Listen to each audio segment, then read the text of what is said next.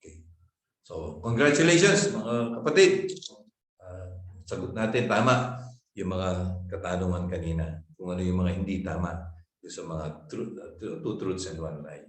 Okay. So, moving forward. Okay. Ito na tayo.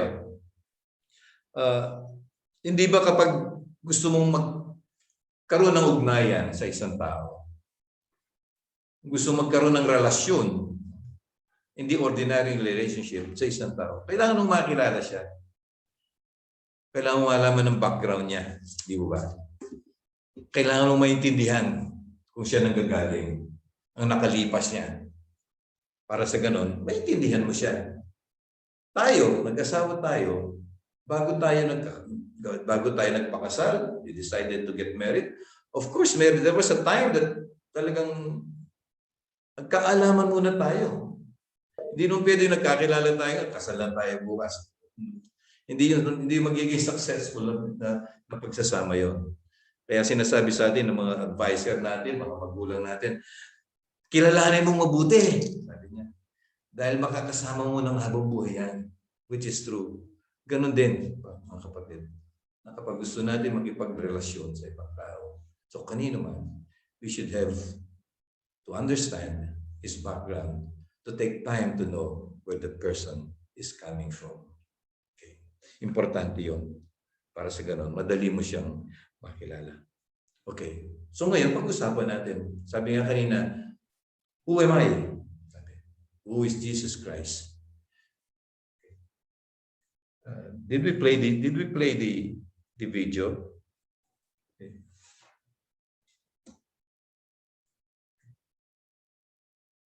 Can we play the video?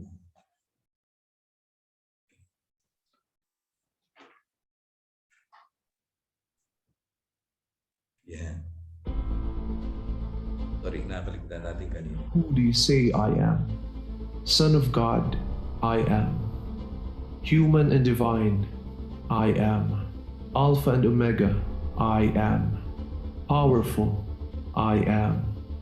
Prayerful, I am. Gentle, I am. Joyful, I am. Patient, I am. Generous, I am. Kind, I am. Humble, I am. Obedient, I am. Courageous, I am. Faithful, I am. Healer, I am. Merciful, I am. Forgiving, I am. Full of love, I am. I am who I am. Amen. So, ang kapatid, lalong nagpatibay yun sa ating paniniwala kanina sa mga katanungan natin. Sino siya? I am human and divine. I am powerful. I am kind. I am obedient. Ang kapatid, siya yun. Sinasabi niya. Siya, sinasabi niya yun sa atin. But who truly is Jesus Christ? Pag-usapan po natin ngayon, Jesus Christ of history, Jesus Christ of faith, and yung sinasabi natin, knowing Jesus Christ as sa ating pagiging Kristiyano. Anong epekto niya? Okay. Who is Jesus Christ? Sinasabi sa atin, alam natin ito. There are millions who claim to be His followers. There are countless of men and women na binigay nila, inalay nila ang buhay nila para sa kanilang pananampalataya sa ating Panginoong Jesucristo. He is the one who saved us. At tinatawag natin sa Kanya, Savior. Tinatawag din natin siyang Redeemer because He was the one who restored our relationship with God para ma-experience natin ang ganap at bagong buhay. In the history, mga kapatid, Jesus of history and Christ of faith, sabi natin again, alam niyo sa panahon ngayon, marami ang nagkiklaim na sabi nila, Galing kami sa Diyos. Kami mga sugo ng Diyos. Actually po, isang malaking pinag-uusapan gumisan kung sino si Jesus Kung sino si Yesu Kristo.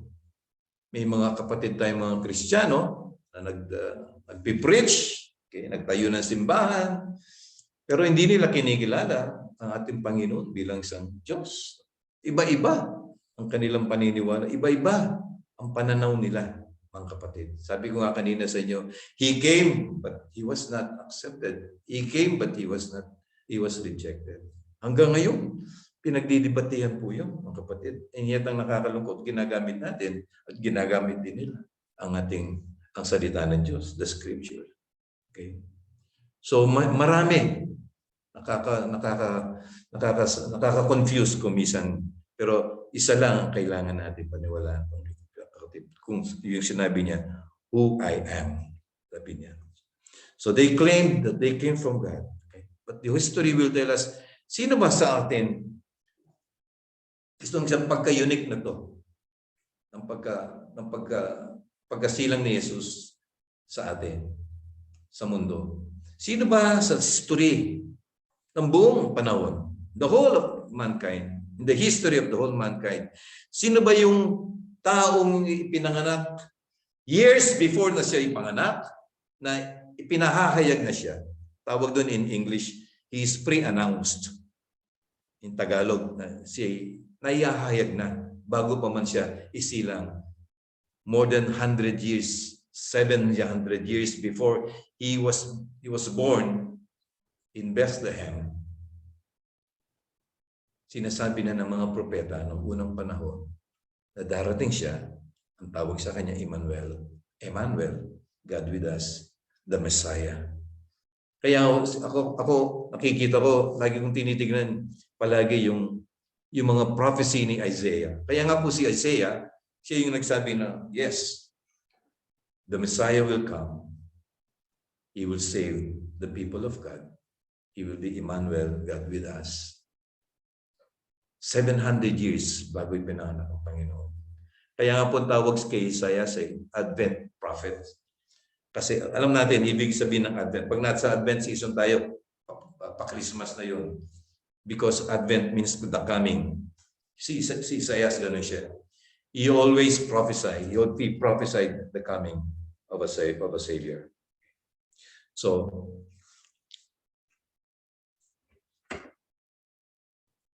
anong nangyari? Paano siya dumating? Okay, dito sa atin. Yun nga sabi, pre-announced. Wala sa atin. No one in the whole world that was pre-announced for His coming. Only Jesus, our Lord and Savior. Okay. Siya lang. Okay. So dumating siya sa atin. He was born in Bethlehem. Tulad nga sinabi natin kanina doon sa two truths and lie in one lie. He was born in Bethlehem to our Virgin Mary. Okay. Sabi ko nga, hindi sila taga Bethlehem. They came from Nazareth. They live in Nazareth. Napunta lang sila sa Bethlehem. At nagkataon, araw na ni Maria na manganganak siya. Okay. Kailangan nila pumunta sa Nazareth para doon sa tinatawag na census na kinakailangan. Para sa kanila, magrehistro sila. And alam natin ang istorya, the birth of Jesus, wala silang mapuntahan, kung saan sila pwede manganak. So, nasaan sila napunta? Pinanganak siya sa isang sabsaban. In a manger, tinatawag natin. He was born in a manger. Paano nga naman makikilala ang isang hari na sinasabi natin, tagapagligtas, tapos ipapanganak siya sa isang sabsaban? Di ba? Kaya nahihirapan sila na paniwalaan kung sino talaga siya o ano talaga siya. Lumaki siya sa pamilya ni Jose. Si Jose, siya ang naging foster father niya dito, kasama si Maria. At dahil si Jose ay isang karpintero, sa tradisyon ng mga Israelitas, kung ano yung trabaho ni tatay, o yung business ni tatay, ganoon din magiging trabaho o business ng kanang anak. Pinapamana sa kanila. So he was a carpenter. No? So then, lumaki siya sa pamilya ni Jose at ni Maria. And when he grew up, okay, the Bible, kung titignan natin ng New Testament, the last time that he was portrayed, yung kabataan niya, is when he was talking in the temple with the teachers of the law. He was, sinasabi ng mga Bible scholars, he was only 12 years old, pero ang galing niya. And after that, ang muling paglarawan kay Kristo ay nasa 30 years old na siya. And that, doon na niya inumpisan ang kanyang tinatawag na public ministry at 30 years old. At sa kanya, ang tawag sa kanya noon ay itinerant preacher. Tinatawag na mangangaral. Lalakad lang na mangangaral. Ganun naman talaga siya na. Wala naman sasakyan, no? So, palibot lang siya. Milibot lang sa region of Caesarea, Judea. Hindi naman ganun kalakihan yun. Sinasabi, hindi naman siya nakalayo ng malayo. Hindi katulad ngayon, yung mga nagpipreach ngayon, nakabaya satellite tayo, etc. So, naabot ka sa buong mundo, titinig ka sa buong mundo. Pero ang Panginoon nating Jesucristo, kaya tawag sa kanya, nangangaral lang, naglalakad. Hindi siya ganun kalayo ang inabot niya. Okay. So, doon lang siya umikot sa region ng Judea, mga kapatid. At wala naman talagang ganun karami ang nakasalimuha niyang tao. Ikita natin yun. Hindi naman ganun karami ang nakasama niya at ang mga sumunod sa kanya. Marami gumisa na nakikinig sa kanya, pero yung tunay na sumasama sa kanya, hindi naman ganun karami. Okay. Hindi siya nag-aral katulad ng mga dalubhasang ito, mga Grego to eh. Sila Socrates, Plato, Aristotle, mga nag-aral ito, mga pinag-aralan, mga philosopher ito, magagaling. Pero siya hindi naman siya nag-aral doon. Pero gano'n na lang, dahil Diyos siya, of course, gano'n na lang karunong, punong-puno ng karunungan, punong-puno ng wisdom ang ating Panginoong Yesus. Kaya nga nung yung finding in the temple, namangha at 12 years old, namangha yung mga kausap niya, the teachers of the law. Namangha sila, baka 12 years old, batang-bata, and then napakagaling niya magsalita. Napakagaling niya sumagot sa mga katanungan. Napakagaling niya mangaral sa kanila. It's because He's God. He's the Son of God, of course. Punong-puno siya. He's perfect. So, at tapos yung mga nakasama niya, sasabihin natin, mga kapatid, hindi naman ganun ka rin kagaling, di ba? Yung mga talagang sumunod sa kanya, sino ba sila? Sila Pedro, sila Juan, sila Andres, etc. These are fishermen. Yung mga sumunod sa kanya, mga taga-sunod niya. And very short ministry niya, mga kapatid, nakita natin kung ano naging effect niya. As a person, pinakita kung ano siya, kung ano yung tinatawag na character niya. Sinasabi, he showed tenderness, mahinahon siya. Compassion, mahabagin. May siyang personal concern, malalahanin. Okay. He also, sabi nga natin kanina, nagkaroon din siya ng pagkakataon na magalit. Gaya ng nakwento natin kanina, nagalit siya dahil sa pambabastos, pagde-desecrate sa templo ng Diyos. Marunong siyang malungkot. May mga nagkataon, nadama din niya ang kalungkutan, kapatid. He is a very, very impressive person. Kamangha-mangha siya. May impluwensya siya. Ang personality niya. Very attractive siya. Kaya marami din makikita natin na attract sa kanya dahil sa kanyang kagalingan at sa kanyang pag-uugali. Namamangha sila sa kanya. So that is Jesus Christ as history. Titigan natin. Napakaiksi ang kapatid ng kanyang ministry. 3 years. 3 years. From 30 years old, he started the ministry. At 33, he's gone. Alam natin yun. And yet, alam natin bakit natin pinag-uusapan hanggang ngayon. Hindi ba? Marami sa kasaysayan ng mundo, nakita natin, na hindi na kilala, hindi na sila pinag-uusapan sa panahon na to. Yung mga kagalingan nila nung unang panahon, pero ngayon, bira na natin sila madinig. Hindi ganun ang kanilang pagkaka-attract sa taong ito na tinatawag nating si Jesucristo. Up to now, He's been revered. Up to now, pinag-usapan natin. Kaya nandito tayo, mga kapatid. Kung sino siya. Okay. So, who is Jesus Christ of faith? Sino naman si Kristo na sinasabi sa atin ng pananampalataya? Okay. What did Jesus say and do about himself that despite his humble and short human life, he created such an impact of history? Okay. Ganun na lamang ang epekto niya sa ating kasaysayan at sa ating pananampalataya. Sabi ko nga kanina, sa history natin, isa pang impact niya ron, balikan ko lang. Pagka dumating siya rito, nagkahati ang panahon natin ng mundo di ba? Meron tayong BC at AD, before Christ and after Christ o Anno Domini. Pero meron na pong ibang ngayon, terminology doon, kapatid. See, even the calendar, even yung ating panahon ngayon ay nagbago, nagkaroon ng pagbabago dahil sa kanyang pagdating. So, in a Christ of faith, kita natin, sinabi kanina, Jesus forgives sins. Mabigat po ito. Mabigat po ito. Yung pagpapatawad niya ng kasalanan. Sabi nga ng isang manunulat, si C.S. Lewis, sabi niya, madali na patawarin mo isang tao na nagkasala sa iyo. Amen.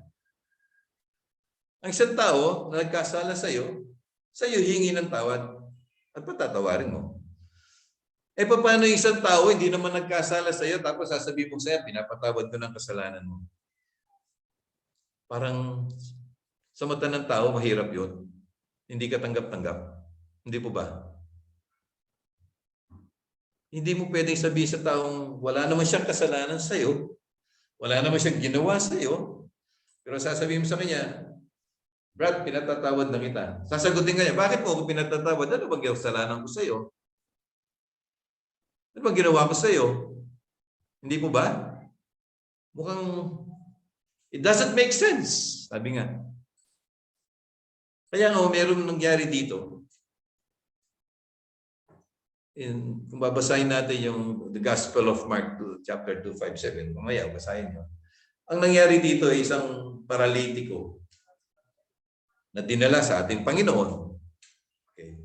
Alam na natin, humingi ng pagpapagaling. Okay. Paralitiko At maraming tao. Sorry, isang version ito. Yung mga kaibigan niya, dahil hindi sila makapasok doon sa bahay, binutas pa nila yung bubungan ng bahay para ibaba doon yung kanilang kaibigan na paralitiko. At nakita ng Panginoon yun. Na-impress din ng Panginoon sa pananampalataya ng mga kaibigan niya. Ginawa nila. Gumawa sila ng extraordinary effort. Ano sabi ng Panginoon doon sa paralitiko? Sabi niya, magaling ka na. Tumayo ka na dyan. At pinatatawad ko na ang mga kasalanan mo. Your sins are forgiven. Maraming pariseo doon. May mga pariseo doon. May mga escriba doon. May mga saduseo doon. Alam nila yung batas ng Diyos Alam nila yung batas ni Moses. Sabi, oops. Teka. Ano pinagsasabi niya? That is blasphemy. Sabi niya. That is blasphemy. Paano niya sasabihin na pinatatawad niyang kasalanan ng isang taong ito? So, ano ba siya? Diyos ba siya? Because only God forgives sins. Forgive sins. Yun ang alam nilang batas. Which is true. Only God can forgive sins. Hindi nila maintindihan kung sino siya. Kasi nga, pag ang pagkakakilala sa ating Panginoong Hesus isang ordinary tao o propeta man lang. At is not God. Doon pumapasok yung talagang questionable, yung isang malaking question, divinity, ang pagkabanal, ang pagka-Diyos ng ating ng ating Panginoong Hesus. Pero ano sabi ng Panginoong Hesus? O sige, sabi niya, didinig ko sinasabi niyo. Ano bang madali? Nasasabihin ko sa taong ito na tumayo ka, bitbitin mo ang yung banig at tumayo ka na? O yung sasabihin kong ang mga kasalanan mo ay pinatatawad ko na? Again, they do not understand because they do not know and recognize Jesus as the Son of the living God. See, so He forgives sins. Yun ang isang eksena pinakita sa atin, which is true. Ano sabi niya dun sa babaeng makasalanan? Sinasabi natin si Maria Magdalena. Di ba ganun din? Sabi niya, your sins are forgiven. Okay. Because He's God. He can forgive sins. Okay. Jesus claimed to possess all power in heaven and on earth. At doon sa last part po, in the last chapter of the Gospel of Matthew, nung naghahabilin na siya sa kanyang mga disipulos, sa kanyang mga apostoles, sabi niya, all powers in heaven and earth, sabi niya, are given to me, binigay sa akin, kapangyarihan, langit at lupa, ay napagkaloob sa akin. Tapos sabi niya, umayo kayo at ipamalita ninyo ang mabuting balita, ang kaligtasan, at baptismo ng isla sa ngalan ng Ama, ng Anak, ng Espiritu Santo. All powers in heaven and on earth has been given to me. Sabi ng Panginoong Jesucristo, which is true. Pinagkaloob sa Kanya. Dahil siya ay Diyos. He has power over the earth. He has power in heaven, mga kapatid. Because He is God. Maraming issues regarding this. Pero isa lang ang tandaan natin. Kung anong sinabi ng ating Panginoon. Yun na yun, mga kapatid. Hindi natin pwedeng palitan kung anong sinusulat ng mabuting balita. Hindi natin pwedeng baluktutin yun. Yun ang mahirap sa mga hindi naniniwala. Pilit nilang binabaluktot. Pilit nilang iniiba ang salita ng Diyos. Binibigyan ng ibang kahulugan, mga kapatid. But for us, sabi nga natin kanina, when He speaks the truth. Wala nang iba. Next, Jesus claimed straightforwardly to be God. Okay. Diretso, sabi nga niya. Nasabi niya. Alam mo yung para sa akin, isa sa mga pinakamalinaw na sinabi niya, ang kanyang pagka-Diyos. In John chapter 10, verse 30, sabi niya, ito yung huling part. I and the Father are one. Ako at ang Ama ay isa. Anong understanding natin doon? He's God. Di ba sinasabi sa atin, ang Diyos na nagkatawang tao, amen. The Blessed Trinity. God the Father, God the Son, and God the Holy Spirit. Ang Diyos nagkatawang tao. Siya yun. Diyos pa rin siya. He's the Son of God. Kaya sinasabi niya, I and the Father are one. At sinasabi niya, in John 8, sabi niya, makikita natin doon sa isang talakayan nila na naman, pinag-uusapan nila about Abraham. Ano sinabi ng Panginoong Hesus doon? Ito, isang mabigat pa rito, namangha sila eh. Nagalit pa. Sabi niya, kung alam niyo lang na si Abraham ay masayang masaya. Sabi niya, sa aking pagparito. Sabi niya. Sabi na, teka. Bakit? Tatatlong taon ka pa lang, sabi niya, si Abraham matagal ng patay, paano mo malalaman yun? Ang sabi ng Panginoon, before Abraham, sabi niya, I am. Ginamit na naman niya yung word, I am. Bago pa si Abraham, ako na. Before Abraham, I am. Kaya nagtaka na naman sila, nagalit. Sabi, paano mo masasabing naroon ka na nung buhay si Abraham? 30 years old ka pa lang eh. Exactly. Because at the beginning of the creation, andun na siya. To the Blessed Trinity, mga kapatid. He is the Son of God. He exists before all men. Amen. He existed before all men. Bago pa tayo, bago ang lahat. He existed. Mga kapatid. Alam niyo, nakakatawa. Maraming tao, hirap, paniwalaan siya. Maraming tao nun, di siya matanggap kung sino siya. Ito yung nakakatawa. Minsan, nakakamanghari. Bakit yung mga evil spirits kilala siya? Bakit yung mga evil spirits, yung mga masasamang espiritu, kilala kung sino siya? Hindi ba? There was an instance kung saan tinawag siya dahil yung isang tao was possessed with legions of evil spirits. Nung padating ng ating Panginoong Jesucristo,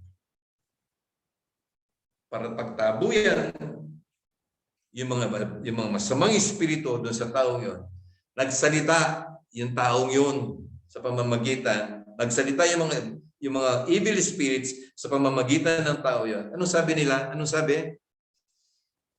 Anak ng Diyos, anong gagawin mo sa amin? See?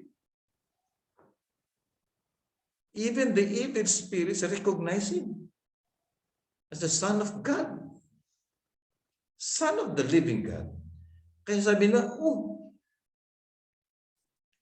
anong gagawin mo sa amin? Anak ng Diyos. At takot sila. Nag-iusap pa, nag-request pa. Pwede ba kung itataboy mo kami dito? Sa taong ito. Papasukin mo kami doon sa mga baboy. Pinagbigyan naman sila ng Panginoong Jesucristo. Tinaboy sila, pumasok doon sa mga katawan ng mga baboy. Yung mga baboy nagwala, nahulog sa bangin, mga matay na lunod. See?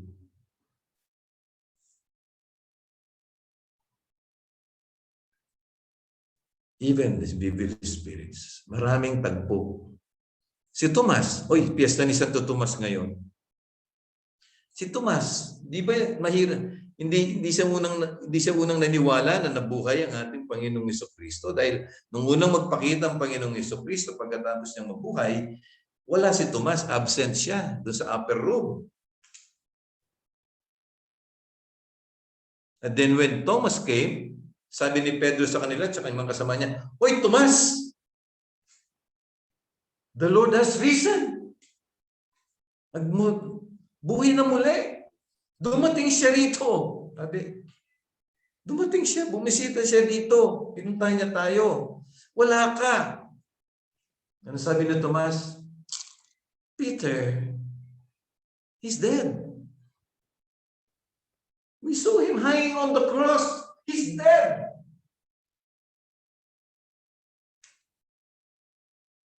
Sabi ni Pedro, no Thomas, he's alive.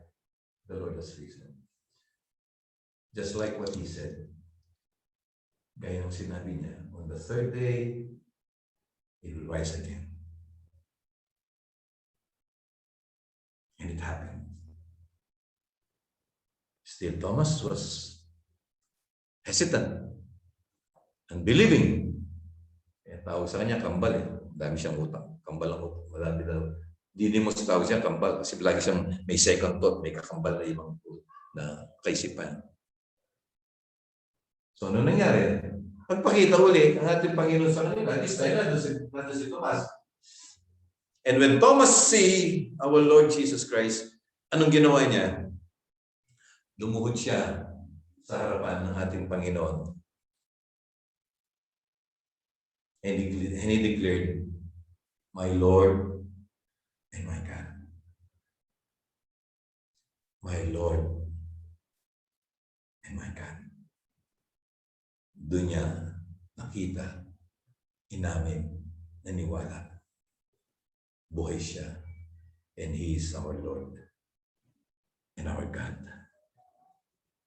Kaya sabi ng Panginoong Jesucristo sa kanya, "Oh, Thomas, you see, you believe because you saw. Blessed are those who did not see and yet believe." Amen po. Yes. We are blessed. Those who believe and yet we did not see. In faith, we believe.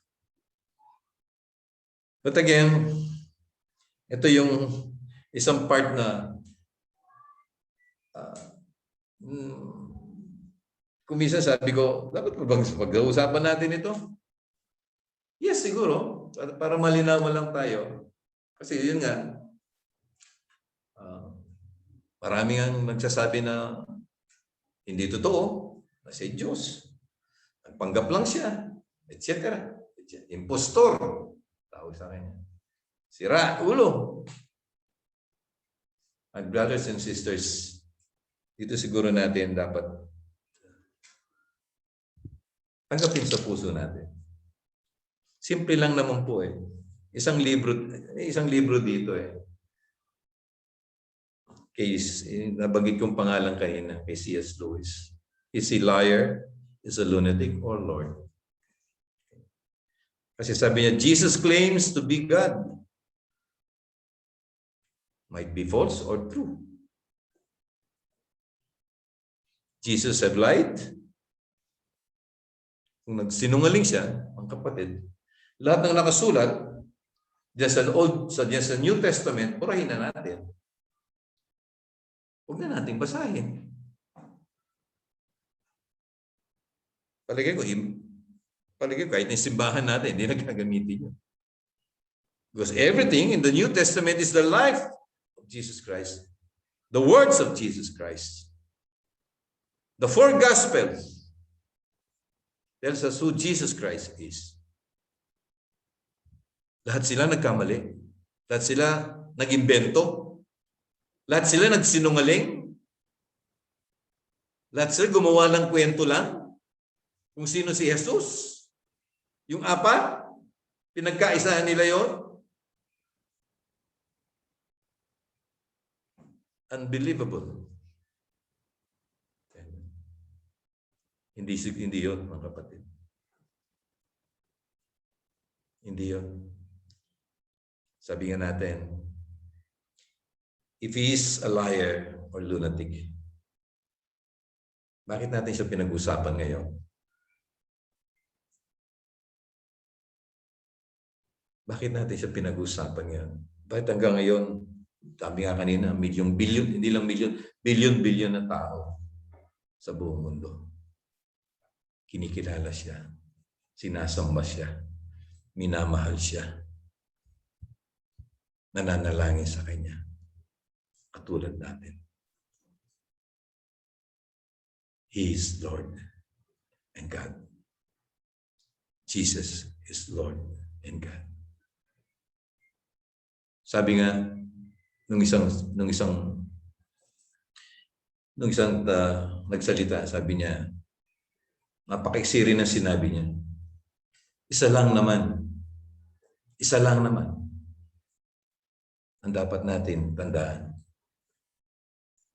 Maniniwala tayo sa Kanya dahil siya ay Diyos at Panginoon natin. Dahil sinabi niya, period. Because He said so. Period. No more questions. No questions about that. Dahil nanggaling sa Kanya. Hindi galing sa ibang tao. Dahil sa kanyang sinabi. When he said, I and the Father are one. He is God. Period. Amen. Amen. Okay. Ngayon naman po, tignan natin. Knowing Jesus Christ and becoming Christians. Anong epekto nito sa ating pagiging Kristiyano? Anong kahulugan nito sa ating pagiging Kristiyano? Ito siguro mas madali na ito. Titignan natin. Pero mahirap din sa bandang bahagi nito pagdating sa ating mamumuhay bilang Kristiyano. We are called Christians because galing yung word ng Christians, di ba? Sa Christ. We are follower of Christ, kaya ang tawag sa atin, Christians. Pero ang isang nakakalungkot, again, balikan ko lang po, marami sinasabi nila mga Kristiyano sila, pero iba ang paniniwala nila sa ating Panginoong Hesukristo. Napalit tayo mga Katoliko, tama ang pagkaturo sa atin. And we stand by it. Ano man mangyari, yan ang pananampalataya natin. Na siya ay ating Diyos at Panginoon. In the life of Jesus, mga kapatid, inialay niya buong buhay niya sa pagliligtas sa atin. Jesus' entire life is salvific. Kaya it is through the cross Jesus reveals his true identity. Paano yun? Totoo yun. Alam niya ang kanyang misyon. Salvation. Amen. Alam niya ang mission niya. He came to die for us. And because of his death and resurrection, we were saved. Yun ang mission niya. So his entire life is about salvation. At yun ay nabunyag, nakita natin. It was revealed to the cross. Ang tunay niyang pagkakakilanlan. More than the miracles, more than the healings, more than the teachings in his ministry, the cross is the means by which we can truly know Jesus. It is the central point of our knowing and understanding who Jesus Christ is. Doon lang natin marirealize kung gaano kalaki yung magnitude ng kanyang sakripisyo para sa atin. Ibinigay niya ang buhay niya. Hindi ganun kadali, mga kapatid. Kaya sabi nga natin, He came to die for us. Tayo daw pinanganak dito sa mundo para mabuhay. Amen. Kaya pag nagbe-birthday tayo, lagi may pansit. For long life, di ba? Yes. But Jesus came to die. Alam niya. Malinaw sa kanya ang plano. Malinaw ang plano niya. Alam niya kung ano ang kanyang misyon. Kaya nga, mga kapatid, kumisan, parang tingin natin sa cross, sa crucifix. Parang kumisan, hindi na natin masyadong naintindihan. O parang dekorasyon na lang siya sa bahay, dekorasyon na lang siya sa simbahan, dekorasyon na lang siya sa mga sasakyan natin, kailangan may crucifix dyan, etc. But sometimes we forget the meaning of the cross. Sometimes we forget or appreciate the meaning of the cross.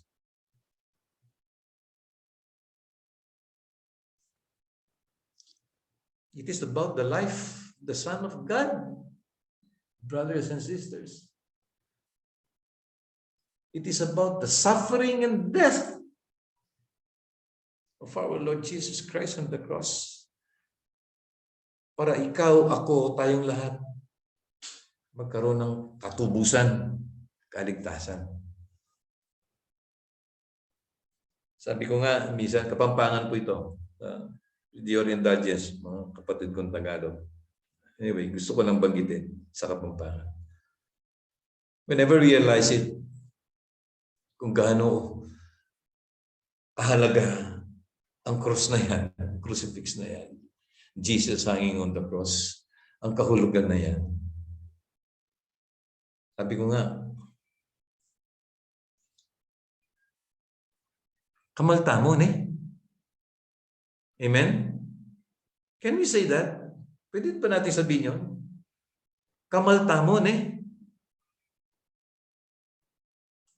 Kamal na ng kaligtasan tamon eh. Tinubos tayo ng isang buhay. Magdusa. Buhay ng Diyos. Anak ng Diyos. And yet sometimes we fail to appreciate, recognize it. Hindi po ba? But the cross, kulang pa rin eh. Di pa tapos ang mission niya eh. Sabi nga, the cross also is meaningless without the resurrection. Because the resurrection gives us hope. Kung namatay lang siya, hindi siya muling nabuhay, period.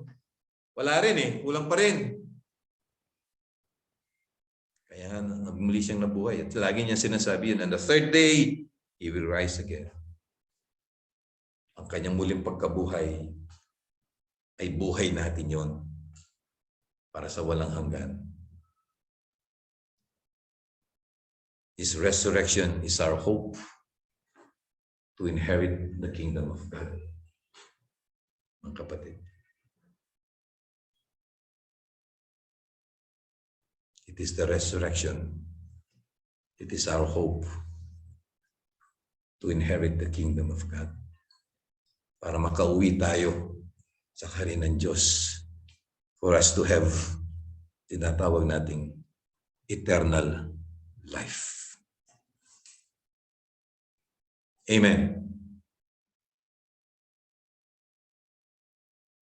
So Jesus Christ, true God and true man, invites us to love. Inahanyayahan na tayo. At tulad ng sinabi niya, nung umpisahan niya yung kanyang ministry, repent. Repent.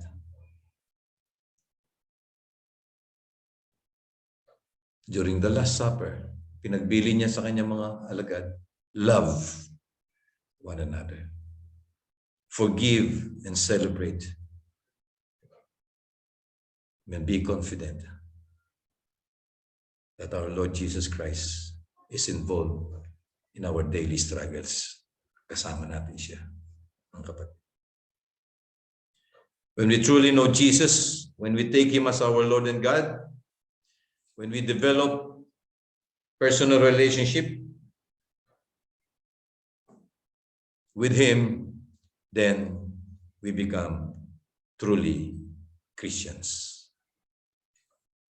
Kaya sinasabi natin, tayo ay tunay na Kristiyano. Doon natin mararamdaman ang pagka-Kristiyano natin. When we love, when we repent, when we forgive brothers and sisters. Kasama tayo magdiriwang, may tiwala na si Jesus ay kasama natin sa pang-araw-araw natin pamumuhay at pakikibaka sa mundo.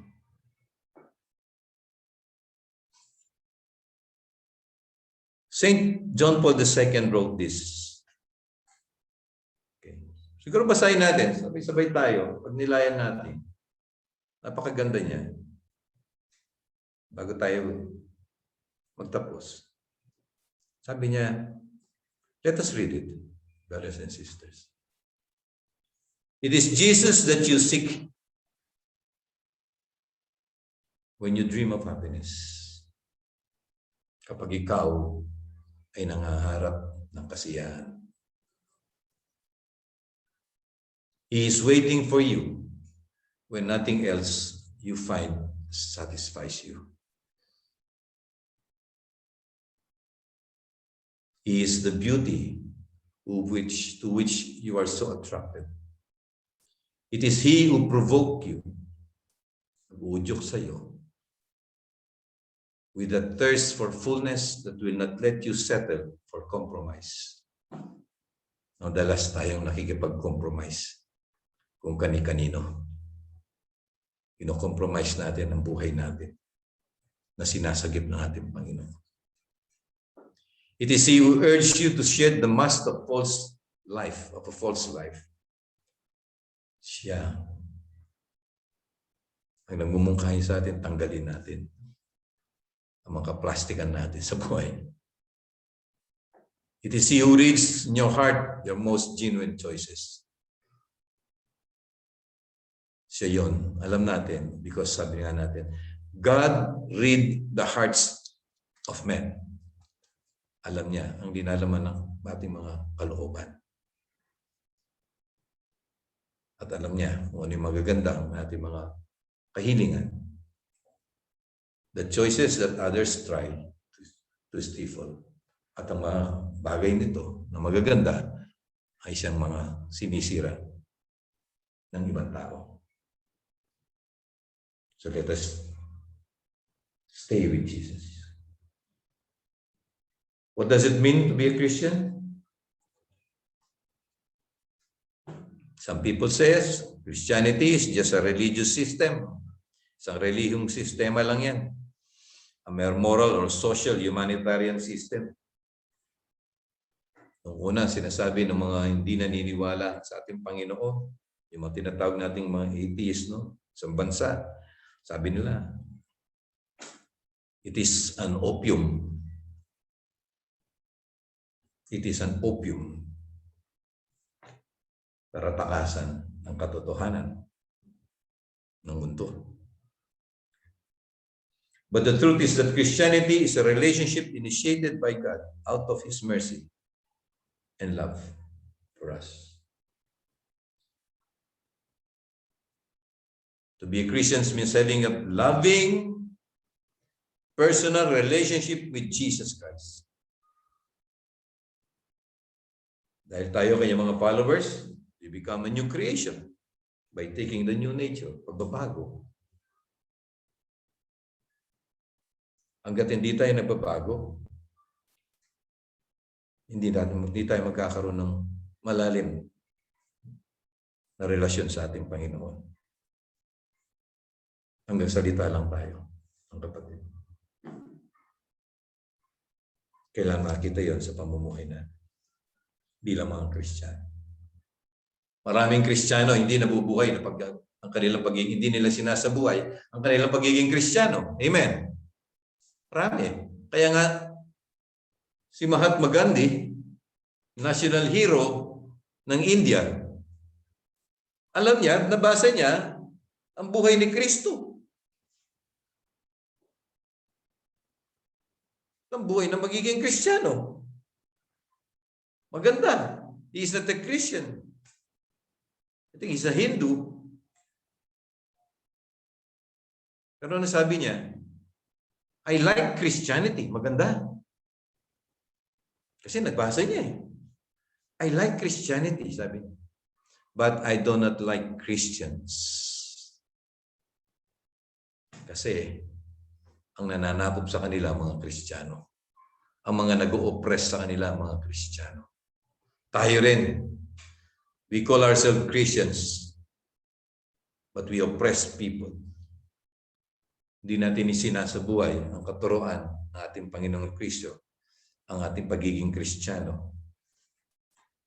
Kaya di natin masasabi na tayo totoong Kristiyano. The authentic Christians is to have a personal relationship with Jesus at isinasabuhay ito. Kaya marami pa rin sa atin, hilaw pa ang ating pagiging Kristiyano, mga kapatid. Aminin natin yun. Hilaw pa. unless we truly develop the true relationship with Jesus and have a new nature. Being Christ's disciples means living the faith, hope, charity,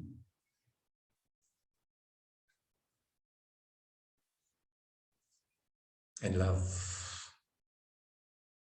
Yan ang ibinigay sa atin ng ating Panginoon Diyos. For us to be able to act as children of God and to merit, maging karapat-dapat tayo, akamtan natin ang buhay na walang hanggan. A Christian is a person of faith.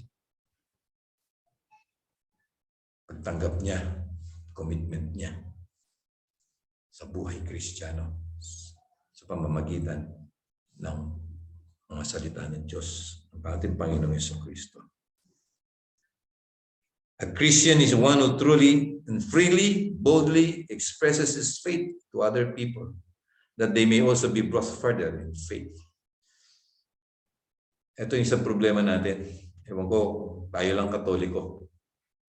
Tayo, mahihiyahin tayo pagdating sa ating expression of faith. Amen? Totoo ito eh. Madalas sa atin. Marami sa atin. Parang kimi tayo, parang nahihiya tayo, pinag-usapan ang ating pagiging Kristiyano, ang ating pananampalataya. Hindi ko lang kung takot tayo. Ganun, brothers and sisters, aminin ko sa inyo, ganun din ako noon. Kasi kulang ako sa kaalaman ng aking pananampalataya. Pag pinag-uusapan ng pananampalataya, tahimik ako. Tahimik ako. Listener lang ako. Kahit kumisan parang nadidinig ko, parang hindi tama yun. Pero hindi ko ma-express sa akin. Takot ako. Because I don't have that faith. I don't have that confidence in me to talk about the life of Christ, to talk about my faith in Jesus Christ. Kaya hindi tayo nakakapag-attract, inspired ng ibang tao na sumama sa atin o maniwala sa atin. Because of the life, because sometimes hindi natin ma-express. Di ba? Yun lang kumisan, magdadasal ka before you eat, before nasa. Sa bahay, madali. Di ba? Sa bahay, madali. Magdasal tayo before meals. Pagdating sa labas, ang hirap. Di ba? Minsan, titingin-tingin ka muna eh. Bago ka mag-sign of the cross eh. Anong klaseng faith yun? Pagdating sa labas, mahirap. Sa bahay, gagawa natin. Yes, tayo. But how can you attract? Pero makikita mo yung ibang, makikita mo talaga sila, very, very, tawag dito, very sincere sila sa kanilang pagdadasal kahit nasa labas sila. Kita mo. Minsan, doon ka ma-attract sa kanila. How can, yung bold expression nila ng kanilang pananampalataya. A Christian is a person of hope. Sabi nga natin, habang may buhay, may pag-asa. Habang tayo may pananampalataya, may pag-asa. Amen. Habang tayo ay may pananampalataya, may pag-asa. Hindi lang sinasabi natin, habang may buhay, may pag-asa. Oo, it's true, but kailangan mo ng pananampalataya. How can that hope become true kung wala kang pananampalataya? Kailangan mong manampalataya. Brothers and sisters, for that hope to come true, kailangan natin paniwalaan. And finally, sabi, a Christian is a person of love. Love for one another is what distinguishes the disciples of Christ. Ulitin ko lang yung sinabi ko kanina about love one another, about the new commandment of Jesus Christ. of loving one another. During the Last Supper, after washing the feet of his disciples, of his apostles, ano sabi niya? This I tell you, I give you a new commandment. Love one another as I have loved you. Because if you love one another, they will know, ito po yung maganda, they will know that you are my disciples. Amen. Kung nakikita nila na tayo'y nagmamahalan, alalaman nila na tayo'y mga Kristiyano at mga disipulo, tagasunod ng ating Panginoong Jesucristo. So, Christian is a person of love. Yan ang buod, mga kapatid.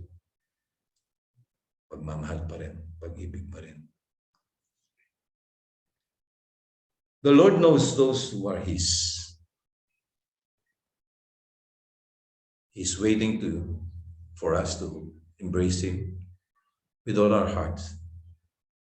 And to be called His Kanya. Authentic Christians. Mga kapatid, ipakikita lang ako sa inyo. Isang kwento lang po ito bago po magtapos. Can we see the next slide? Kwento po yan ng 3 halaman. Punong kahoy. 3. Punong kahoy. Ang ganda po kasi nito ng kinwento sa amin. Isang pare. Kaya I always share this, mga kapatid.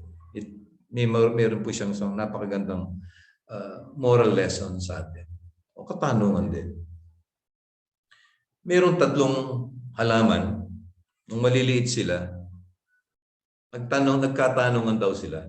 Sabi nung isa, o ikaw, anong gusto mo pag lumaki ka? Sabi niya, gusto ko maging matibay na kahoy. Kasi gusto ko, gagamitin ako pag gawa ng malalaking barko. Unang panahon, yung po mga barko, ganyan, yung galleon. Kahoy. O sige, sabi niya. Natupad ba ang pangarap niya? Hindi ko siya ganong lumaki, hindi siya masyadong naging malaki at mukhang matibay na kahoy. So pinutol siya kasi sabi niya, doon daw, bakit gusto mong maging galleon na gano'n? Bakit gusto mong maging barkong malaking gano'n? Kasi sabi niya, doon sumasakay yung mga makapangyarihang tao eh. Yung mga hari, mga prinsipe, mga general. Diyan sila sumasakay. Gusto ko yun. Sa akin sila nakasakay. Pag ginawa akong isang malaking barkong ganyan. Okay. Sabi, maganda yan. So nagkataon, sabi niya, gusto daw niya maging makapangyarihan, yung mga sasakay sa kanya, makapangyarihan. Ang malalaking tao sa mundo. Hindi siya ganong malaking maging magandang kahoy para gawing barko. Ang nangyari, ginawa lang siyang isang fishing boat. Barko. Hindi barko, dangka lang siya. Naging bangka lang, hindi barko. Ginawa lang siyang isang fishing boat. Kaya lang, isang araw, yung mga mangingisda ay nakasakay sa kanila at sinabi sa kanila, ibaba niyo yung inyong net sa kanang bahagi. Kasi sabi nila, wala kami nahuli eh. Hindi, sabi nung kasama nila, ibaba niyo sa kanan yung lambat. Binaba nila sa kanan yung kanilang lambat at nung pagkahila nila punong-puno ng maraming isda. At hindi lang yun. Isang araw din,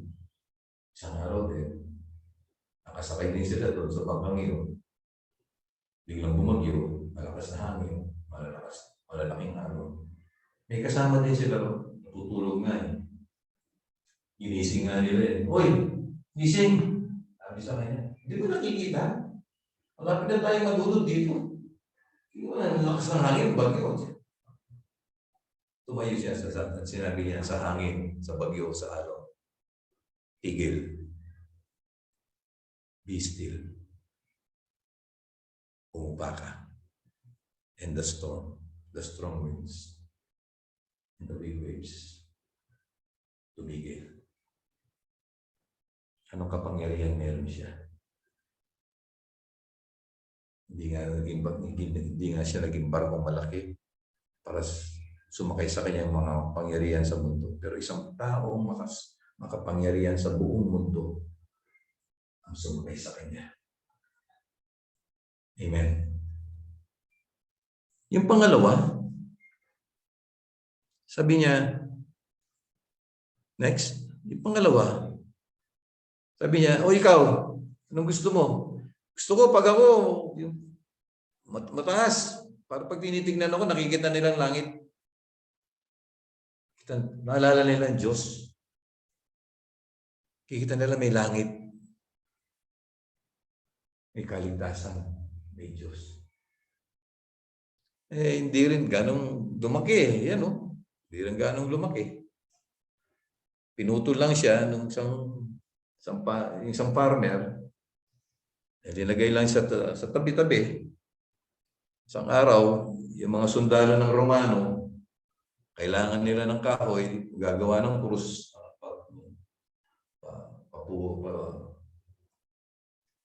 pakakarga sa isang tao na nahatulang ako sa krus. So ginawa nilang krus. Pinapasan doon sa taong yun.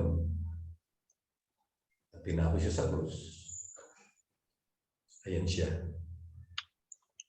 Ngayon, at tinitignan mo yung kahoy na yan, sino yung nakakahoy yan?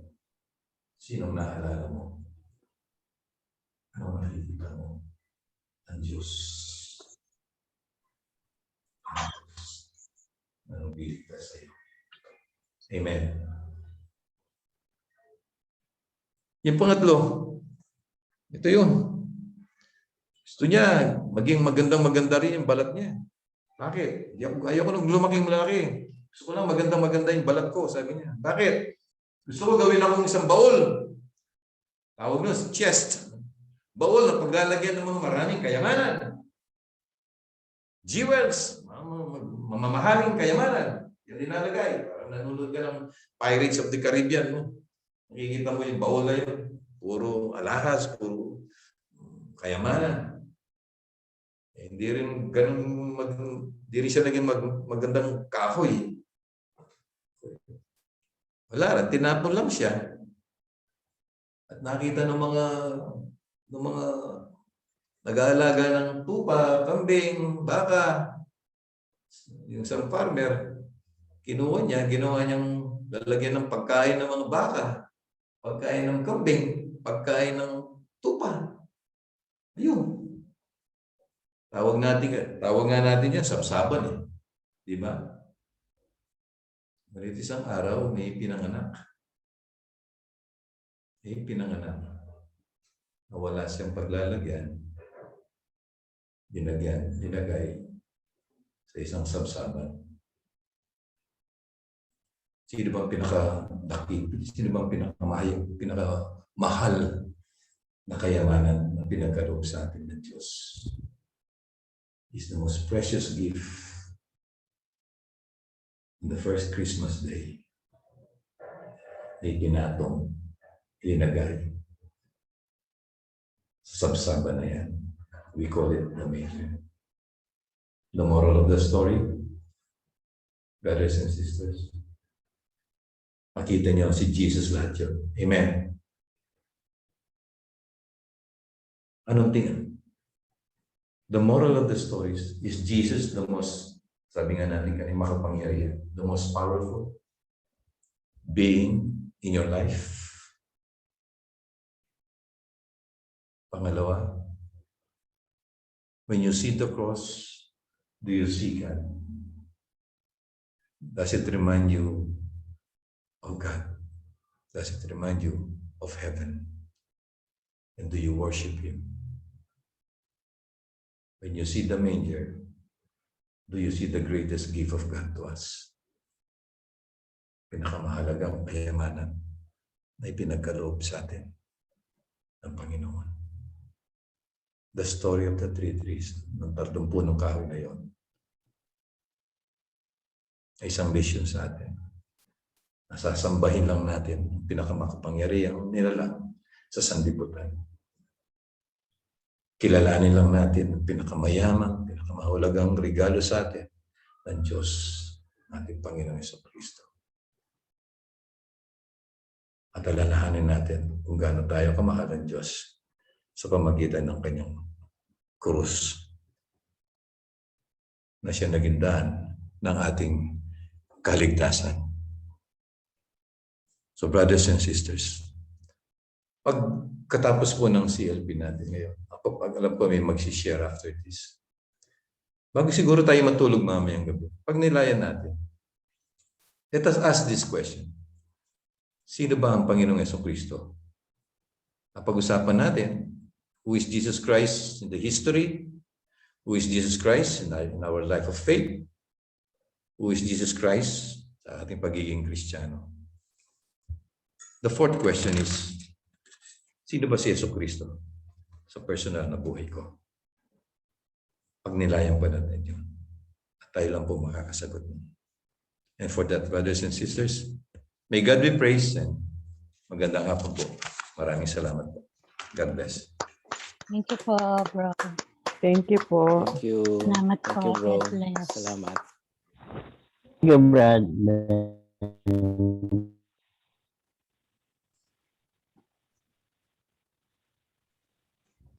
Okay. Napakaganda ng talk natin. So, proceed na po tayo sa share natin to share yung PK. life with Him, life with Jesus Christ. Brother Roel, bring. Clear ba yung audio ko? Mga sisters and brothers? Dinig naman, bro. Okay Lakas pa. na konti. Medyo Medyo mahina mahina. konti. Lakas ng konti.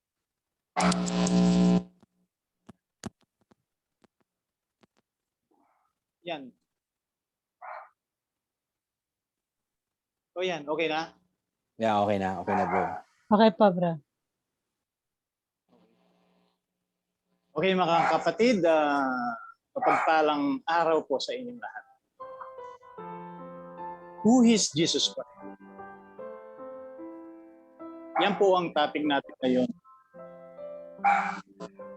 Ngayon po, i-share ko sa inyo kung sino si Jesus sa buhay ko at papaano ko siya nakilala ng Diyos. Naalala ko po, umus pa lamang ako. Nakilala ko ang ating Panginoong Jesucristo sa aking mga magulang, lalo na sa ating nanay, na halos ang gawain ng isang Katoliko, pinakikita ko sa kanya. Nandiyan na yung pagsimba, pagro-rosaryo, at madalas noon, kinasama ako ng nanay tuwing Biyernes sa Apo Church na may Angeles. Minsan naman sinasama niya ako sa grotto na may Bamban. At doon po, unti-unti kong nakikilala. At hanggang sa aking pagbibinata, pagsubong ng aking edad. Natutunan ko, kahit ako lang mag-isa, pagsimba, pagro-rosaryo, at tuwing mahal na araw, tumutugtog din ako sa mga pabasa gamit ang aking keyboard. Ito po'y ginagawa ko bilang responsibilidad sa ating Panginoong Jesucristo.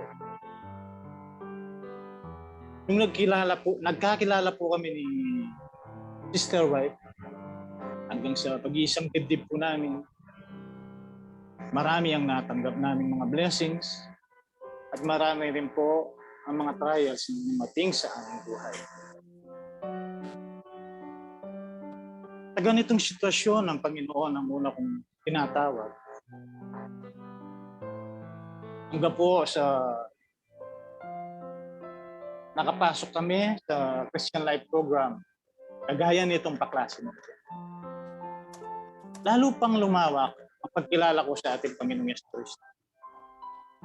natutunan ko po hindi lamang pala ang pagtupad ko sa ating responsibilidad bilang isang Kristiyano.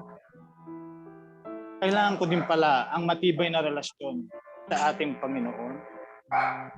Katulad ng sinabi ni Brother Ted, ang pagkikipagrelasyon. Nakita ko din po, dapat maging fair ako sa Panginoon. Hindi lang sa oras ng pangangailangan ko, doon ko lang siya nilalapitan. Kailangan ko din sundin ang mga gusto niya. At kailangan ko din siyang suklian sa bawat kilos ko na may kasamang pagmamahal. Sa isang pagkakataon, mga kapatid, isinuko ko po lahat ang aking mga kasalanan at ipinaubaya ko na rin po sa Panginoon ang buhay naming pamilya.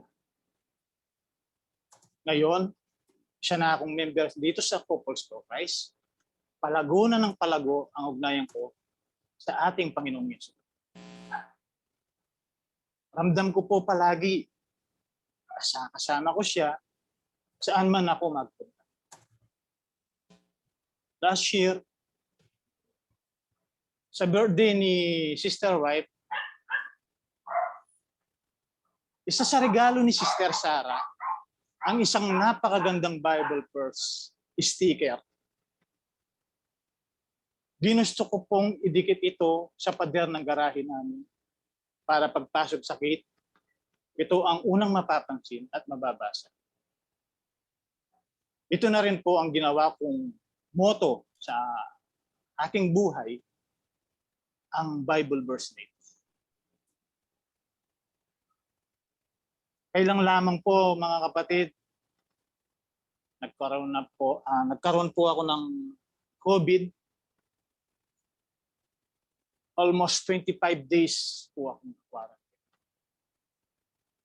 At noong June 23, nakapiling ko na po ang ating mga anak at si Sister Wife. Nalampasan ko po ang mga pagsubok na ito dahil sa mga panalangin ninyo at dahil na rin sa aking motto na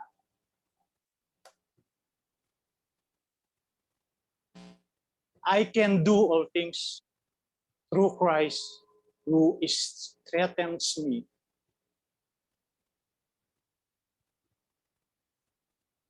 Ang lahat pong ito, magagawa ko dahil sa lakas na kaloob sa akin ng ating Panginoong Jesus Cristo. Good afternoon and may God be praised. Thank you. Thank you, bro. Thank you, brother.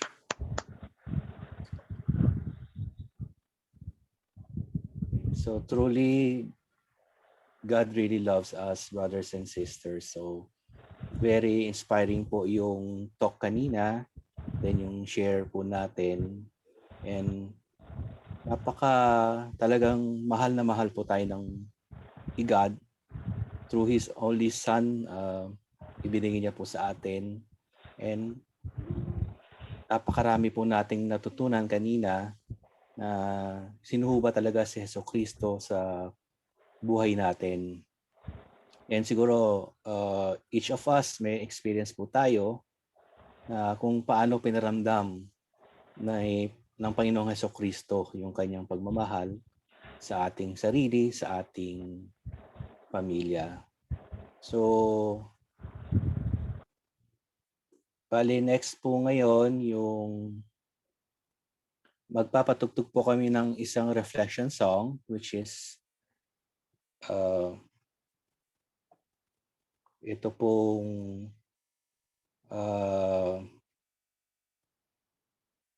You Raise Me Up, Brothers and Sisters. So after this po yung yung ating discussion muli, group discussion. So let us reflect, brothers and sisters, dun sa talk na katatapos lang. And realizing how God really loved us so much that He gave His only begotten Son para po ma-save tayo sa ating mga kasalanan.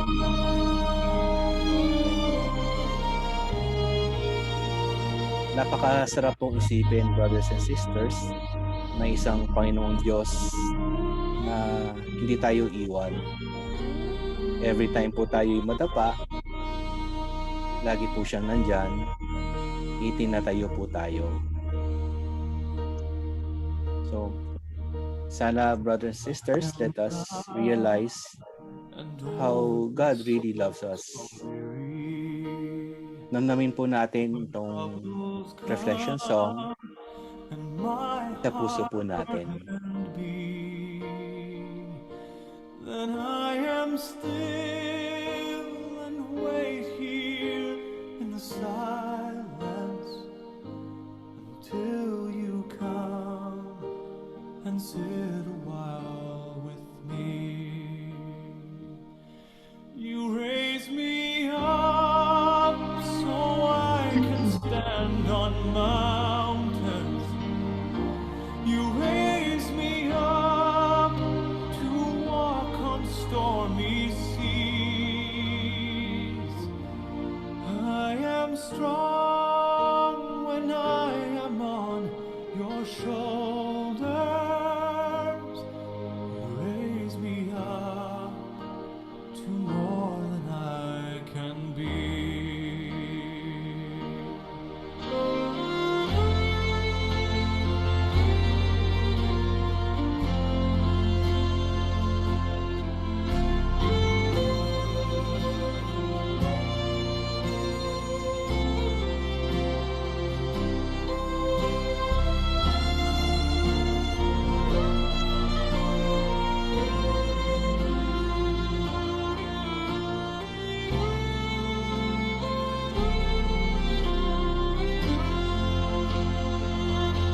You raise me up so I can stand on mountains. You raise me up to walk on stormy seas. I am strong when I am on your shoulders. You raise me up to more than I can be.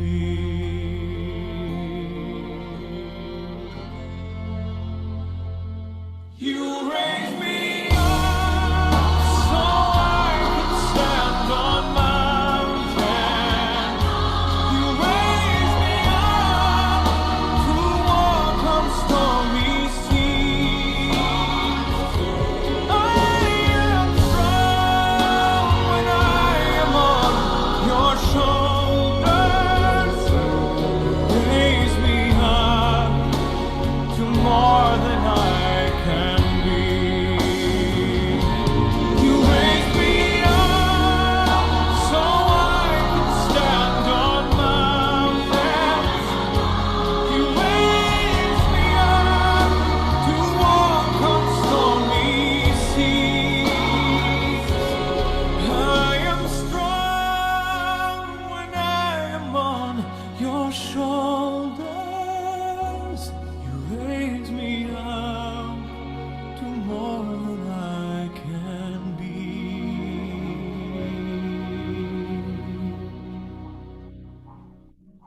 You raise me up to more than I can be.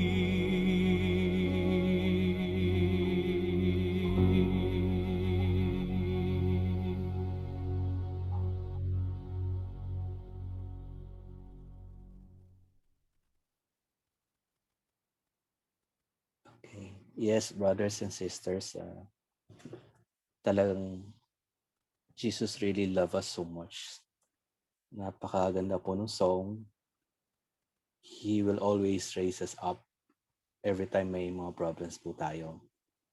And before proceeding with the group discussion, ito po yung guide questions na number 1 po, share your Christian background.